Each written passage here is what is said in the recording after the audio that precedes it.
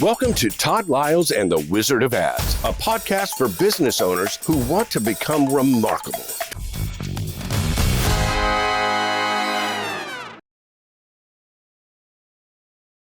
All right, Roy, as I go through your materials, inside of the Monday morning memos, inside of your books, I find occasionally there will be things identified as what you might refer to as a law. Sometimes that's my words. Sometimes it's literally written as laws. And today I want to focus on 7 of those. But before I jump into those 7 laws, I want to know, how long have you actually been writing, especially the Monday morning memo? I started the Monday morning memos in 1994. So it's been 31 years that I've been writing the Monday morning memo every week. And then I was writing, I've been writing since I was like 13. And so writing ads starting when I was 19. So I'm 66 now, about to be 67. So been writing for a very long time. That's awesome. Well, we're going to have some really robust show notes for the people that want to go over to toddliles.com and find the Todd Liles and Wizard of Ads section. I'm just going to read off just a few of these laws that I have documented. I'll give the definitions and where you can find them. I'm not going to read all 20 of them, and then we're going to focus in on 7. Law of clarity, by the way, check out episode 1 if you haven't. The law of relevance, law of emotional support, surprise, storytelling, repetition, call to action, familiarity, anchoring, emotion over logic, identity, senses, differentiation, ownability, tribal marketing, time and consistency, cumulative effect, contrast, resonance, and so many. And there's probably many that I've not caught because you've just been so prolific as a writer. So before I jump into these 7 laws, I know that you and I have had conversations about the real legitimate power that comes when you find an idea and you can codify it, you can give it a name. Mm-hmm. So part of what I want to do is explore you. Where did this understanding that when you have a concept and you go, I'm going to name this, that you possess a level of ownership and control over it come from? Oh, wow. Let me begin by saying most misunderstandings are the result of a lack of definition of terms. When you use a word and it has a meaning to you, but the other person to whom you speak that word has a totally different meaning, you can have an unbelievable argument. And a person will say, you're both kind of saying the same thing. You actually are agreeing. They're, no, we're not. And what happens is it's actually, whenever you see that happening, if you say, hey, whenever I say the word conservative, here's what I mean by the word conservative. Here's my definition of that word. And they go, the other person will usually go, oh, based on that definition, I agree with everything you said. And then you say, well, let's see, my definition of that word is this. And then the other person will go, oh, yeah, based on your definition, I agree with what you said. But they just had 2 different definitions. Now, here's what's crazy. When you control the definition of a word, you own the category. And so the Gemological Institute of America did that. Now, I'm going to make this brief. Of the 4 C's, one of those is color, another one is clarity, and then there's cut and carat weight. But 100 years ago, when you walked into a jewelry store anywhere in America and you asked to see diamonds, a jeweler would say, well, let's have A grade, B grade, and C grade. And he'd show you the A grade diamonds, the B grade diamonds, the C grade diamonds. And you're looking at the A grade. And you go, what's the price of a 1 carat A grade diamond? Then you go down the street to this other jeweler. And you said, I want a 1 carat A grade diamond. And he shows you one, and it's a lot less expensive. Now, what's interesting is all diamonds look good under bright lights, and you can't really tell them apart until you hold them side by side. So remember, you left the other guy's diamond in that store, and you come to this other store, and he shows you his A-grade diamond. It looks great. It's a lot cheaper. The thing is, he has A, AA, and AAA. And so at the second store, A is his worst diamond. And at the first store, A was his best diamond. So the Gemological Institute of America comes along and says, we need to standardize the terminology of diamonds. And then they said D, since A, B, and C are completely bastardized, and you can't use those words because they have too many meanings. So D is utterly colorless. So a colorless diamond is a D. And then the only thing more valuable than a D is a Z, Mm.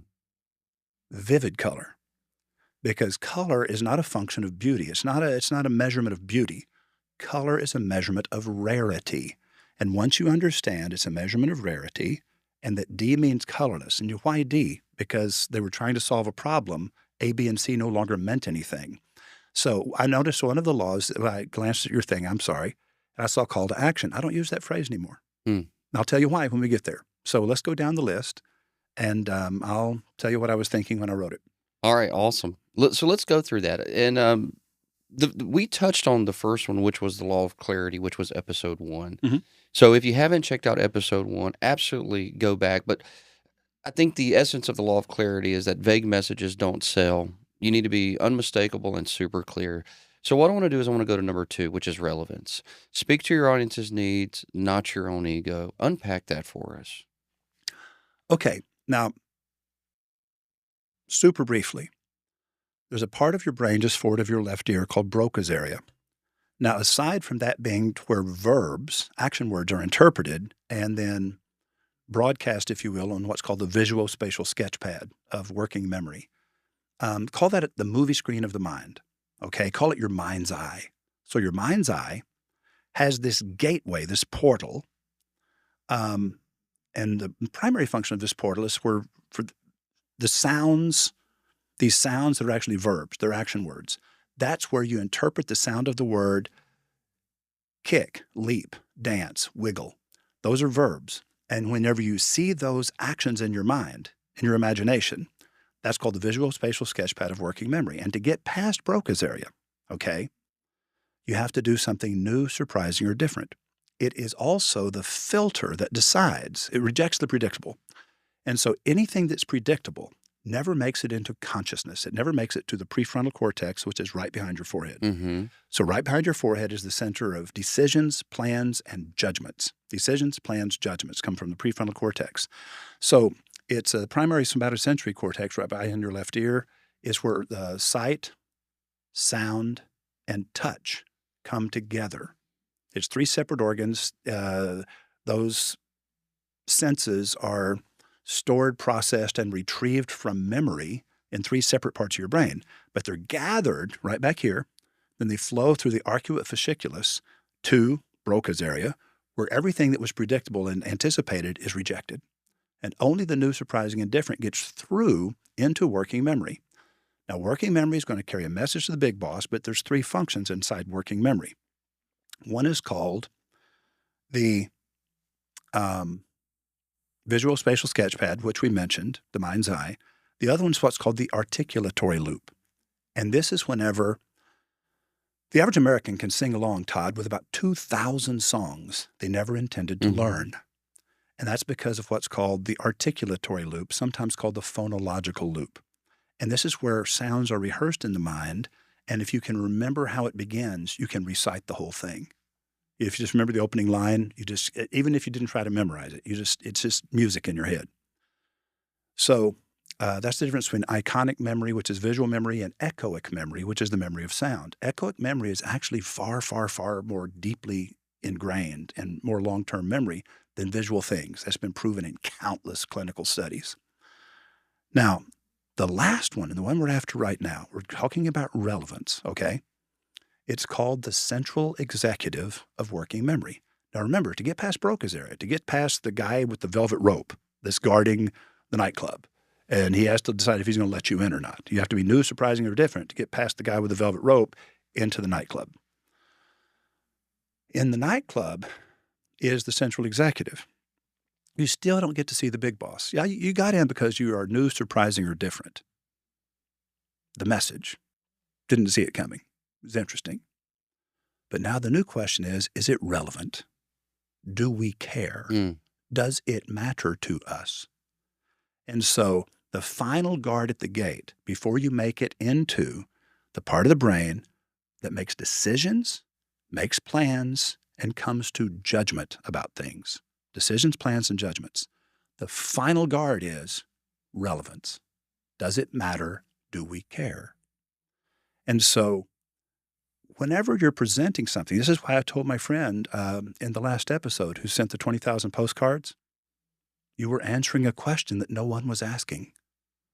Your message failed. The direct mail didn't fail. Postcards work if you have a message that moves the needle on the who gives a crap meter. And if your message doesn't move the needle on the who gives a crap meter, then guess what? No one gives a crap. And so relevance, does it matter? Do I care? Does it affect me?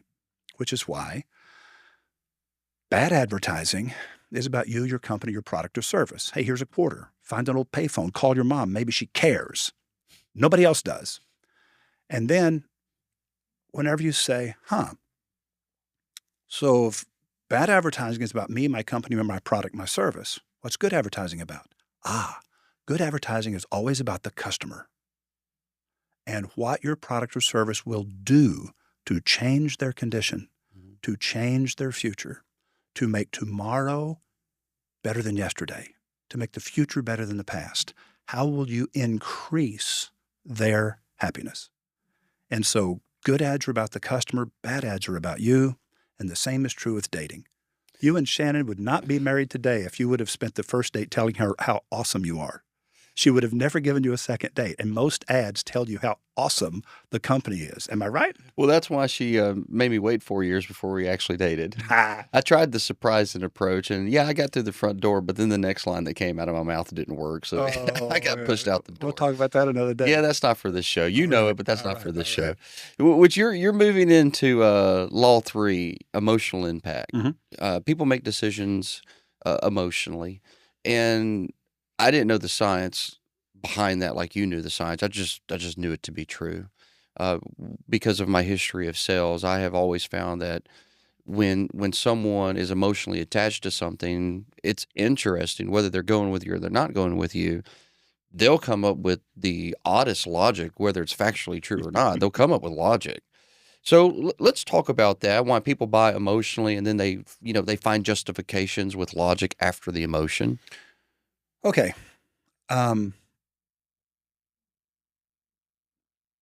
In every media, there's going to be an environment. On a radio station, there are certain radio stations or TV stations in a show. Maybe the show has a huge audience, and maybe the audience is the right age and gender and income bracket that you're trying to target, okay? Assuming that targeting was the right thing to do. It can be the right customer, but the wrong emotional environment. Mm-hmm. And so when a person hears about you, how were they feeling at the time? Where was their head? And if they were frightened, angry, frustrated, and this show just keeps them worked up and frustrated and angry, and you come along, you're part of that. And you're colored by that. And so anytime they think of you, they have these feelings associated with you. So emotional environment of your ad makes a difference. When is it going to be shown, and who are the neighbors in the commercial break? You don't want to be surrounded by people that aren't at your level. You want to be surrounded by the big boys. You want to be the smallest dog in the pack of the big dogs. And so when you're talking about emotions, you're talking about winning the heart. And as I said in the last episode, if you win the heart, the mind will follow. Mm-hmm. If you win the emotions, if you win the heart, if you win the gut feel instinct, I like this person, I like this company, I feel the way he feels, I believe what he believes or she believes. When you win the heart, the mind will always create logic to justify what the heart has already decided. And so there's a book, I think, written by Daniel Kahneman called Thinking Fast and Slow. Mm-hmm. And according to Les Binet, who is a data scientist, and I heard him say this recently, he said, about 95% of all our decisions are the intuitive, pattern-recognizing, spontaneous, gut-feeling response. 95% of all decisions. We like to believe that we think logically and intellectually. We don't. Most of our decisions are just that first reaction. How does this hit us? Does it feel right? And he said, yeah, that's what advertising is all about. Did it hit you right? Did it give you, did you relate to it? Was it relevant? Did it make you feel attracted to it and connected to it or not? And so whenever you understand most ads are written to give you features and benefits. Features and benefits are information. Mm-hmm. When a person is looking for information, they're probably in transactional shopping mode. Right. And everybody in the category is equal. So listen, if you think all plumbers are equal, then you go to Google and you type in hot water heater replacement. You don't name a company, you just name what it is you need done, and a bunch of names pop up. Well, everybody in that category is going to get a click. Mm-hmm. They're just shopping for the lowest price, okay? And so it's going to be low conversion, low average sale, low profit margin. But if they type in your name, if they type in Todd Liles Plumbing, high conversion, high average sale, high profit margin, because they've already chosen you. They're looking for you. Right. And so I always tell clients, and I'm telling the audience, measure your unbranded keywords separately from your branded keywords. Mm-hmm. And you know your brand is growing and becoming stronger by the percentage of people that are typing your name Yes. into the search engine. And so this idea of winning the heart, making them like you, making them choose you before they need the hot water heater replaced, before they need somebody to come out and fix the dripping faucet. That's how you grow a business. That's how you create a brand. Most people don't get that. It's an emotional relationship. It is relational advertising, connecting with the customers instead of informational or transactional advertising. People lean towards information. It's a mistake. A little bit of information is all that you need. And when people say, oh, no, we got to give them all these reasons to buy from us. Yeah, that's an ad about you. Remember, here's the quarter. Call your mom. She cares. It shouldn't be about you. It should be about the customer. And so when you say I, me, my, we, or our, you're talking about you and your company. When you say you in an ad, you're talking to the reader, the listener, the viewer. The more times you say the word you or you, your life, your wife, your children, your future, your day, okay, people are interested and they feel like you care about them. Right. And so again, I'm wandering, but you triggered something. I apologize for getting off track. No, it's wonderful. Stephen Moores owns a company called Comfort Masters in the Dallas-Fort Worth area. And Stephen's been a great friend and client for years. And I just know him as just a stand-up human. Very kind, very gentle, centered on his people. And he had approached and was asking about wanting to take his business to the next level and was originally the conversation was mostly about rebranding. He's thinking visual. And I said, hey, hang on a second. There's a lot more than just the visual aspect. So we got into a really personal conversation that we haven't had before about the reasons why. And he talks about his daughters. And I said, tell me about your daughters. And I'm sure his day-to-day coach knew this. I'm not his day-to-day coach, but he raised his daughters. The mom is not in the picture. And he's telling me this story and why he does these things for his children. And I said, when you become a client, you need to make sure that you tell your strategist that. Well, earlier in the week, I got his first ad produced. I received it. I didn't produce it. I received it. Right. And I clicked on it and listened to it. And I didn't know the direction that they were going. I trust the strategist to do their work. But you hear Stephen, and he's talking to his daughters. It's him and his daughters. And there's a line in there where an interviewer asks, did you miss your mom? Wow. And the daughter goes, she said, I did miss my mom, but anytime I was feeling sad or depressed, my dad comforted me. Yeah. Now remember. And then she goes, you guess you could say, is the comfort master. Oh, wow. So in the previous episode, we talked about vulnerability is the currency that purchases trust and relationship. And his willingness to be vulnerable, to show a tender side, and to talk about a personal thing like his family. Whenever you see inside a person a little bit and you kind of know what makes them tick, beyond just, hey, I'm in business and I would like you to give me your money. I promise to do a good job. Nope. If you feel like you know them as a human being, not just as a business owner, okay? And I'm going to say something really harsh, But again, in the first episode, we talked about the risk of insult is the price of clarity, right? Too many advertisers want to be admired. I say they want to be worshiped. They want to just be, look at me. Don't you wish you were like me? I'm a strong leader, and I'm a pillar of the community, and I have white teeth and a good hair. And so I'm saying that never works. That only works if you're trying to be a Kardashian. And if you're not trying to be a Kardashian, then yeah, just be an actual human being that has actual feelings and a tender side, and you're vulnerable, and there's things that you worry about, and there's things that you feel confident about. And people go, I don't know, I just like this guy. I just like this guy. He's going to be hugely successful. You know why? Because he is willing to let people see him real. When people are allowed to see you real, they will make allowances for your shortcomings. They make allowances for the shortcomings of all their friends, right? Absolutely. You had already shared with us in what I consider to be great detail about surprise and the unexpected gets remembered. So thank you for that. So I want to move into one of your other laws, which is centered around this concept of storytelling. I'm paraphrasing here, but you have said in paraphrased terms, facts tell and stories sell. So I'm not the first person to say that, by the way. Yeah. Yeah.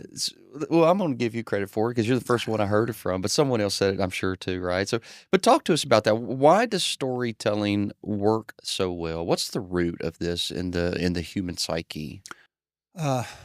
Jonathan Gottschalk wrote a book called The Storytelling Animal or something like that. I forget what it's called, but he says humans are the storytelling animal.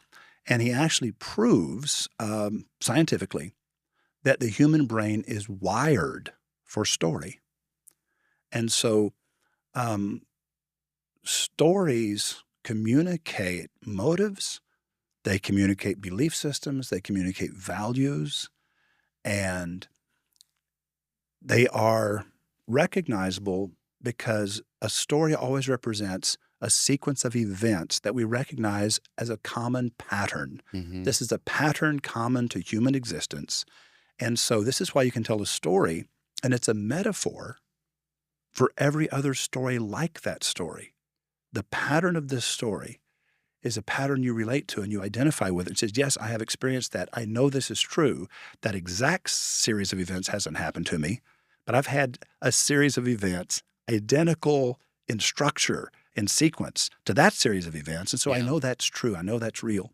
Relational. And so stories, again, when you're telling a story that other people can relate to, and it's like you were talking about your friend in Dallas who had to deal with grief and loss, and he had to compensate to raise his daughters and bring them up healthy and strong emotionally, and that's hard work.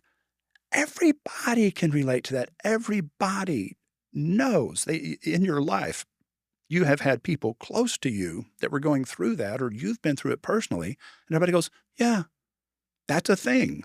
And the fact that this guy, did that, and it shaped who he is. And it's kind of like, now I think I know him a little better than I know any other, what business you say he was in? Heating and air conditioning. I think I know him a little better than I know the owner of any other heating and air conditioning company. Therefore, I feel kind of a connection to him. That's called relational marketing.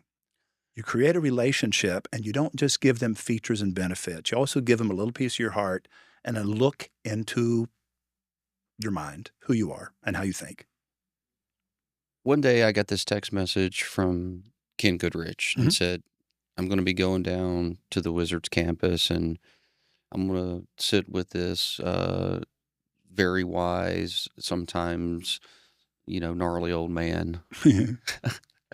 And worse than gnarly, I'm afraid. Yeah. He said, I want to invite you to come, but you're going to need to be quiet. And he might be rough on you. He might not be. I don't know. But hey, you need to fill out this form because he wants to know more about you. He doesn't want a rando in his canoe. And I received this form. There was You have to explain that. Yeah. No randos in our canoe. Yes. Well, we want like-minded people. Yes. Yeah. Yeah. So there were several questions on it, and I'm sitting here going, I know of you from Legend, but I don't know your book so well consciously that I'm going to write something that I now realize connect with you. But for whatever reason, call it call it a spiritual connection. I told you about the fact that I didn't always feel like I was worthy, and that my father didn't know if I was his, Mhm. and he treated me very differently, Mhm. and how that sort of created a desire to have mentors, and learn and grow. And I think that was part of the reason that our friendship developed. But I've Oh, never yeah. asked you that directly, but I wanted to ask you that now. Now, listen, um, it shouldn't surprise any of the viewers because, I mean, we're talking about this openly. The fact that we always try to work with clients who are really willing to tell the truth about themselves to the world and not unconditional truths, not like things that nobody needs to know, but let people get to know you a little bit, who you really are. We do the same thing in our personal lives. And with me, is if somebody is kind of strutting around wanting me to know how important they are, it's like I'm sitting there going, okay, I need to figure out an excuse to leave because I need to go gag myself and throw up a little bit. And so um, I'm always attracted to people who are willing to be a little bit vulnerable and who are on a journey of self-discovery. And they recognize the areas where they are a little bit broken and they're willing to admit it. And I know all the ways in which I'm broken and I'm not ashamed of it. And people says, well, why don't you improve? And I'm going, because I don't want to, and you can't make me. It's like, I'm okay with how I am. And if you can't live with it, then go away because this is just how I am and it's not going to change. And it's like when I see somebody else who understands who they are and why they are the way they are, and they're just saying, hey, I need you to make allowances for this. I get it. And so what you were describing, it's a very famous thing. As a matter of fact, Todd, uh, most successful people struggle with what's known as imposter syndrome. Okay. And the most successful people, no matter who they are, have a tiny little voice inside them that whispers, if other people knew you the way that I know you, they would know what a phony you are. Yeah. And so that idea of not feeling worthy, feel like I've got everybody fooled and I hope I don't get caught because I'm not nearly as good as I pretend to be. I'm going, every really successful person has that feeling down inside. And when somebody admits to that they have that, it's kind of like, I think we can be friends. Why? This person will tell me the truth. And there's a bond that is formed there. So the exact same thing that happened with me and you that day, and there were a bunch of people in the room. The only two that walked out of there kind of connected was me and you. Okay. I liked all of them. I didn't dislike anybody, but I didn't really feel like I knew any of them except you. And so that's been an easy relationship to keep going. I want to make this point. When you do that in media, you win the hearts of the public. Mm. And there will be some knuckleheads that say, oh, it's not real professional and you shouldn't share those kinds of things. And everybody's laughing at you and they hate your ads and they're not going to buy from you and they're going to tell their friends to not buy from you. And everybody thinks you're making a horrible mistake. And it's like, no. If you're not getting blowback, if you're not getting negative reactions to your ads, you're not moving the needle. Mm-hmm. You're being ignored. There are plenty of people that want nothing more than to be able to ignore ads. And when they can't ignore your ads, it makes them angry and critical. And I'm saying, we're not going to do it right now, but I've got lots and lots and lots of hysterically funny stories about just vicious hate mail and emails and voicemails and just this outraged. And the people that get the most of that are the ones that are upwards and to the right. I mean, the companies growing by the biggest percentages are the companies that get the most criticism about their ads. Yes, I've seen that. Yeah. So all of these things accumulate into the first time someone hears it. And in most cases, the first time's not enough. One of the laws is the laws of repetition. Mm-hmm. So let's dive into the science of repetition. How often does someone need to hear it? When does it begin to sink in, assuming that they have a beautiful message that's already created for them? Okay. every time I say this, I always preface it by saying this is not a rule. This is not like write this down and it has to be done exactly this way. It is an approximation. It's like when the judges hold up the scores on people jumping off the high dive at the Olympics. And everybody says, they give it a 9.1 or, they give it a 9. This person gave it a 7. This person gave it an 8. But I'm going, and then they average the scores together and they come up with a 8.6 or something. I don't know. Well, this is one of those kinds of things to where it's just like this is kind of where you have to be, but too many people write it down and think that it's an unbreakable law. Please don't do that. Sleep erases advertising. Sleep is God's gift to humanity to wash and purge and cleanse the mind of all the noise of the day. And that's why we say, let me sleep on it. And that's why we say things always look better in the morning.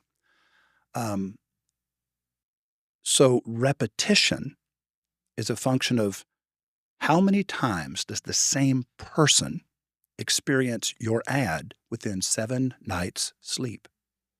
So the first thing you're going to have to measure when you measure repetition is what's the window we're measuring?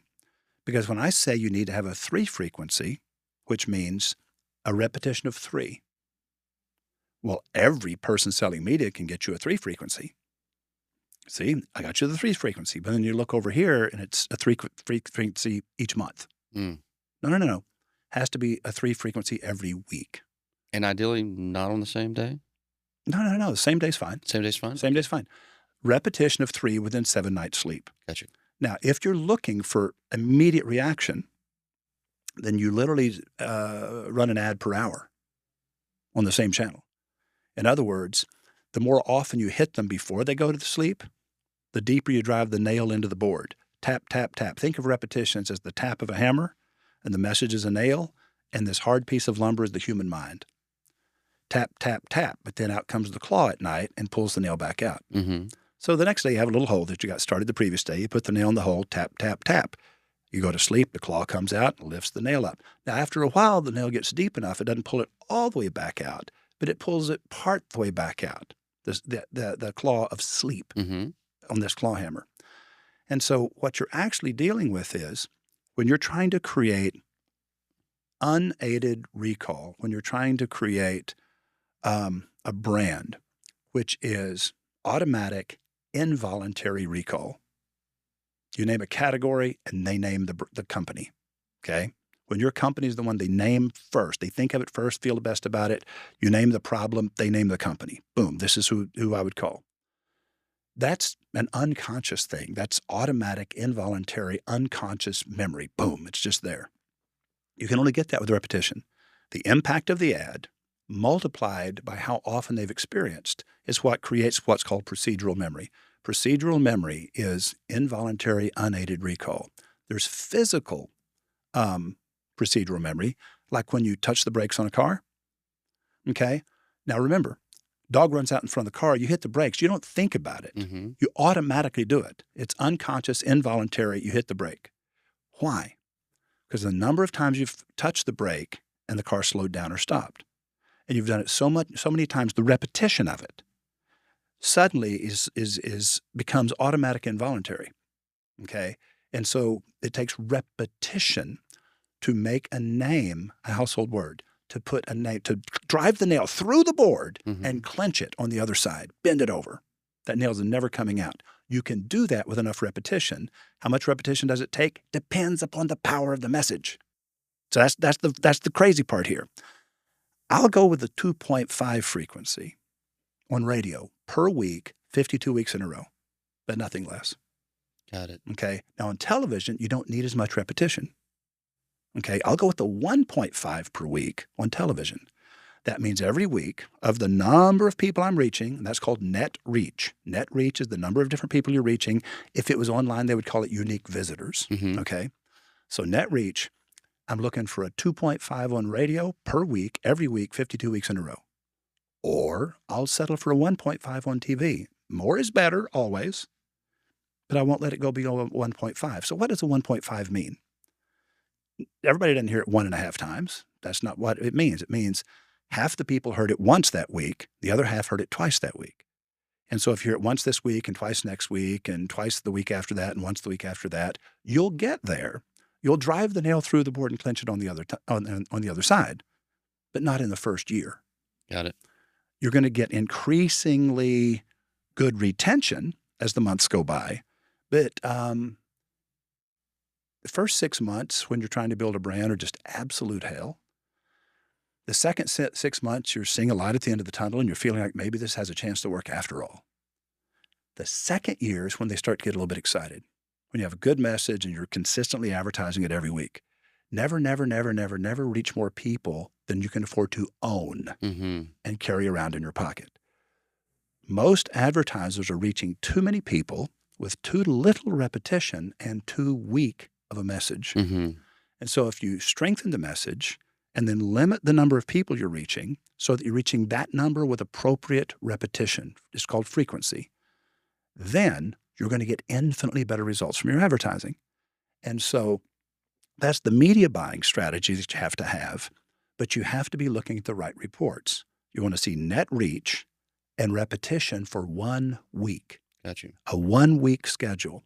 And so how many people can you afford to reach? Depends on how much money you have. And never reach more people than you can afford to own. Wonderful. 2.5 frequency measured by Nielsen on radio and a 1.5 measured by Nielsen on television. And then billboards have a different thing and direct mail has a different thing, but we don't have time to go into that. Yeah, the great news is that how do I know if my marketing is working will be coming up soon. The last law here, and you're going to correct me on here, was the call to action, which I had put in other words, every ad should have a next step emotionally or logical. So a logical step. There we go. I'm going to get it out eventually. So correct my verbiage. Teach me here. What should I have called this? Not that many years ago, probably 20 years ago, I used the word call to action. And I always use the word branding a lot. And I don't use either one of those as much anymore. Here's why. First, I'll tell you about branding. Okay. Over the years, branding has come to mean, too often, a color palette, Yeah. a logo, a special font that you use, a typeface, a particular layout style on the page. And what that actually is a visual style guide. If you have a visual style guide, that's not a brand. A brand is like maybe 2% or 3% at most. I mean, visual style guide. A visual style guide is 2 or 3% at most of your brand. But yet graphic artists too often say, I'm going to give you a branding package. And I'm going, no, it's a visual style guide. Dude, it's a logo and a color palette. Calm down. Whenever a person says call to action, that basically has come to mean act now. Operators are standing by. Right. And if you call now, wait, there's more. We'll also give you greatest hits of the Beach Boys if you're one of the first 10 callers. It's a $30 value. And so call to action is trying to hustle people to make a decision, et cetera. And I'm going, that's not necessarily what it used to mean. So when I talk about what people call a brand, I talk about customer bonding. I want to form a bond with the customer. So customer bonding is what I use instead of the word branding. And again, taking ownership of the word and being able to define what you mean by the word.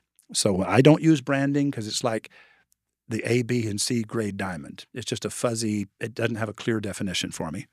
Likewise, call to action no longer has a clear definition. But if you talk about first mental image and last mental image, first mental image is in any ad. What's the first thing you see in your imagination? What is it that you remember? And what's the last mental image? What is it you walk away from that ad is this thing that's stuck in your head? First mental image, last mental image.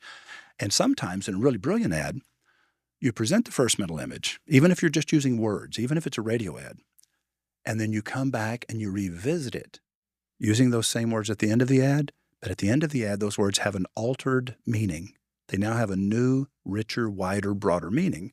And so people see that transformation in 30 seconds or 60 seconds.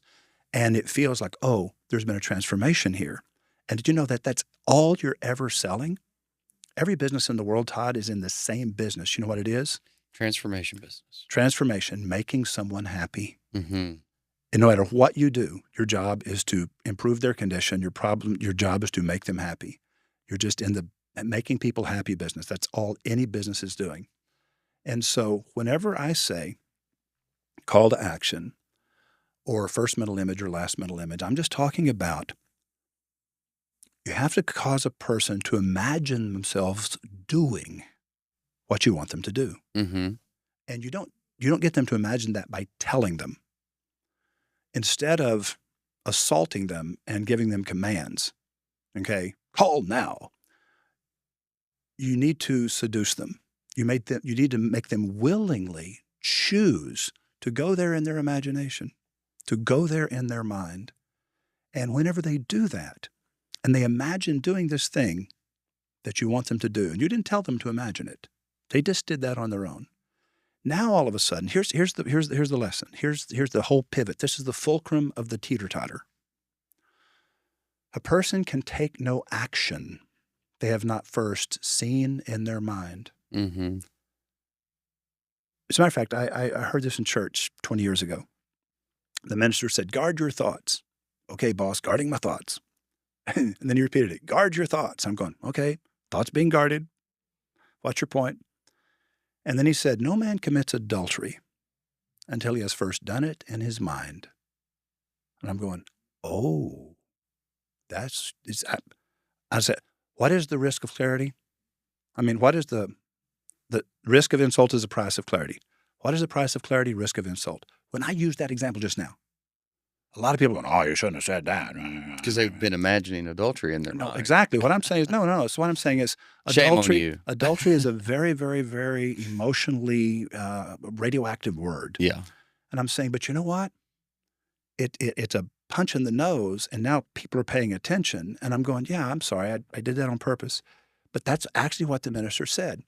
And I'm going, wow. And I don't remember what the rest of the sermon was about because my mind took off going, wow, that's true. Nobody does anything until they've first seen it in their mind. My job is to make people see things in their mind that I want them to do, because when they have imagined doing it over and over and over, you bring them precipitously close to doing it in physical reality. Mm-hmm. And I'm going, whoa.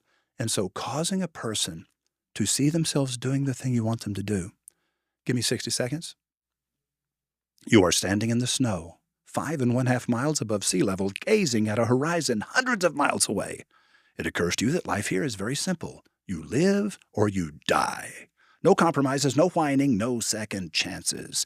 This is a place constantly ravaged by wind and storm, where every ragged breath is an accomplishment.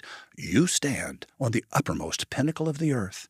This is the mountain they call Everest. Yesterday it was considered unbeatable, but that was yesterday. As Edmund Hillary surveyed the horizon from the peak of Mount Everest, he monitored the time on a wristwatch that had been specifically designed to withstand the fury of the world's most angry mountain.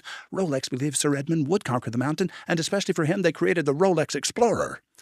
In every life, there's a Mount Everest to be conquered. When you have conquered yours, you'll find your Rolex waiting patiently for you to come and pick it up at Justice Jewelers. I'm Woody Justice, and I've got a Rolex for you. Okay. Very good. Now, here's what's interesting. Very good. When you go there in your mind, and you're not sure why I'm here or what's happening, it's new, surprising, and different, and it involves you. You, reader, listener, viewer, are standing, present tense verbs, in the snow. What? Why is it snowing? How did I get here? And so 60 seconds later, you find out there's a watch waiting patiently for you to come and pick it up. You own a watch. It's a Rolex. People come into the jewelry saying, which one is mine? And so here's the point. Causing a person to imagine going into the store and picking out a Rolex. That was the whole goal of the ad. I didn't say, come and buy a Rolex. What did I say? You were standing on a mountain. And in every life, there is a Mount Everest to be conquered. Mm-hmm. I would tell your friend in Dallas, raising those two girls, being the dad and the mom, that was your Everest. That was your Mount Everest. Congratulations. You made it to the top. It's time for you to buy a Rolex. Love that. Does that make sense? It's totally great. Thank you for covering those 7 laws, and there are many more that we will unpack. Just as we go, there are so many notes that I'm taking, and I find myself going, "Don't go there. We're going to go there. I want to go there, but don't go there yet." All right. Before we show today's national campaign, I have a very simple question for you, and I want to ask this question because there is a clouding of judgments. Technology is moving very fast. We know this. Platforms are moving very fast. They change. We all know this. TikTok, brand new, Facebook, all these things. So sometimes people get the fancy idea that these laws don't work with new mediums. Do they? Yeah, absolutely. As a matter of fact, this has been coming up my entire career. People say, well, technology is going to change the internet. There's a pace of change going to happen faster than the internet. And I've been telling people, literally, the pace of the delivery of information, the speed of information delivery, okay, doesn't change the speed of change in the human heart. The human heart changes at the pace of agriculture, okay? How long it takes for you to recover from the loss of someone close to you, whether it's a divorce or the death of a child or even the loss of a dearly loved pet. Grief recovery at the speed of light is the time it takes the earth to make a circle around the sun. More often, it's 2 full circles around the sun. 3 months later, you think you're okay, you're mostly over it. No, you're not. 3 months after that, you realize you were still screwed up 3 months ago, but now you think you're over it. No, you're not. 6 months later, at the end of the first year, you realize you were screwed up 6 months ago when you thought you were over it. And recovering from grief will always take a year or 2 years if you ever even recover fully. And so this idea of information and if you give them counseling and give them books to read, it's going to speed up that process. No, it didn't. Absolutely didn't. The pace of change of the human heart does not change with the advance of technology. The end. The speed of information delivery and the ease of information delivery changes nothing. The message matters and repetition matters, and everything else is off the table. Shut up. Wonderful. Thank you so much. All right, Roy, we got a legendary ad here. We started off in episode 1 with Think Different. Today, we're going to think small. We're going to think small. And it's funny that you gave us the Rolex ad in your voice. I didn't know you were going to do that because I was going to ask for the people that aren't watching if you would read this wonderful ad that I believe originally came out in 1959, and then we'll visually describe it afterwards. Think small. Our little car isn't so much of a novelty anymore. A couple of dozen college kids don't try to squeeze inside it. The guy at the gas station doesn't ask where the gas goes. Nobody even stares at our shape. In fact, some people who drive our little flivver don't even think 32 miles to the gallon is going any great guns, or using 5 pints of oil instead of 5 quarts, or never needing antifreeze, or racking up 40,000 miles on a set of tires. That's because once you get used to some of our economies, you don't even think about them anymore, except when you squeeze into a small parking spot, or renew your small insurance, or pay a small repair bill, or trade in your old VW for a new one. Think it over. All right, Roy. I think this first ad copy came out in print only with a small picture of a VW there in black and white. And this is another one that I didn't pull the copy off on the side if you're looking online that says Think Small. But they've always had just a simple black and white VW, this car that nobody wanted until everyone wanted. So how did they use this ad to grab the hearts? And what was different about this from your perspective that made it work so well? Okay. Remember, it isn't this way anymore, but in that day, 50s, 60s, and 70s, even into the 80s, think big, think big, think big. You heard think big constantly. Every motivational speaker, every coach, every, think big, you can do anything. Mind over matter. And to say think small was heresy. It was just absolute heresy. It's kind of like, what? And it's like, it's just like, you talk about getting people's attention. think big was such a standard refrain that think small was like, oh? And so now that we have your attention, how can we hold your attention? And by the way, the only purpose of an illustration is to get people to read the headline. Mm. The only purpose of a headline is to get them to read the first line of body copy. The job of the first line of body copy is to get them to read the second line. And if you leave out the parts that people skip, then they will read it all the way to the end. And so they did this in this ad. And so graphically, they put the entire car on what looks like about 1/25th or 1/30th of the total space. And so let's call it 29/30ths. I'm trying to imagine how many Volkswagens would fit in there, edge to edge, side by side, at least 30. Mm-hmm. I'm saying so the car could be infinitely bigger and fill the space like all ads do. The product fills the frame. Okay? They didn't do that. They leave this unimagined, I would say white space, but it's actually gray. Mm-hmm. They're wanting to make it clear to you by giving you the gray box, the tiny percentage of space where the car is. Oh, good. And so what happens is, I didn't realize that till you just said and so that. whenever you visually look at it, you're going, the car is so tiny up in the corner of the page and the rest of the page is blank. Well, they reinforce the image by saying, think small. Mm-hmm. Okay, now the headline startles you and is backwards to everything you've ever been told before. But the picture that caught your attention is reinforced by the idea they think small. You have to start reading this ad. This makes no sense to you whatsoever. So when you start reading it, it goes, huh. And so they're going through all the cliches of what people used to say about it and how people used to treat this car and all the misunderstandings about it and all of the goofy pranks that came with it.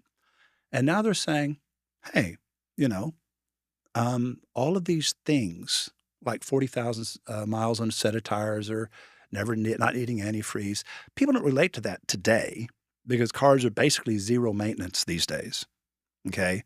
I remember when a car had to have a tune-up like every 25,000 miles. Mm-hmm. 20 or 25,000 miles, it had to be tuned up. It wasn't running right. That's a thing that nobody even remembers those days anymore. And the thing about maintenance and miles per gallon, when they said 32 miles per gallon, that doesn't sound impressive today. You know what the average car got back then? Mm-mm. Like between 9 and 14. Wow. I mean, these were big motors, heavy cars. And 9 to 14 miles per gallon, when it's 30 cents a gallon, who cares? And it was literally 30 cents a gallon is what gasoline cost back in those days. And so whenever you're looking at 32 miles per gallon, you're going, man, it's like having an electric car. Right. You don't even buy gas. And so this was an ad that for its time, see, remember, you have to go back to that psychological environment. Today you look at the ad, it's not an interesting ad. All cars outperform that. Mm-hmm. Or that's a barely average car today in terms of the stats and the data. But the fact that all cars were huge and heavy and difficult to park and long and wide and gas guzzlers, and to have a thing that was exact opposite of everything you've been told about a car or ever believed about a car, this was to the car driving public what the Apple computer was to the technological public. It goes back to surprising and different. It comes back to the opposite of standard. Mm-hmm. And so when you're the outlier, when you're the rebel, when you're different than the group, that differentiates you. And so the goal of marketing is to differentiate for yourself from your competitors. You don't do it with information, you do it with attitude. The information simply reinforces the attitude. It helps you to express the attitude. The information isn't the goal. It's what this information adds up to. We're different. We're proud of it. Get used to it. This is who we are. You can like it. You can lump it. You can take it down the road and dump it. This is who we are. And that's what Apple did in our last episode. And that's what I'm really glad you chose this. I'm proud. And that's what Volkswagen did in this episode. Awesome. Roy, very last question for today. What's the one thing the listener should take from today's episode? Differentiate yourself. Be different. Be proud to be different. Do not blur yourself into the category. Define yourself by your own set of rules, and don't worry about who approves or disapproves. There will be more than enough people approve and agree that you'll need a Brinks truck to pull up and haul away your deposits every day. You can make so much money selling 20 or 25% of the public. And if the other 75% hate your guts, who cares? You're rich and you're super famous to the 25% of the town that you own and carry around in your pocket. Differentiate yourself. You've been listening to Tickle Me Todd Liles and the Wizard of Ads, where the bold win and the remarkable reign. If you enjoyed this episode, make sure to like, subscribe, and follow so you never miss a conversation. If you want a copy of the show notes or watch the ads from today's show, head over to toddliles.com/wizard. This episode is dedicated to the business owners who refuse to be ordinary.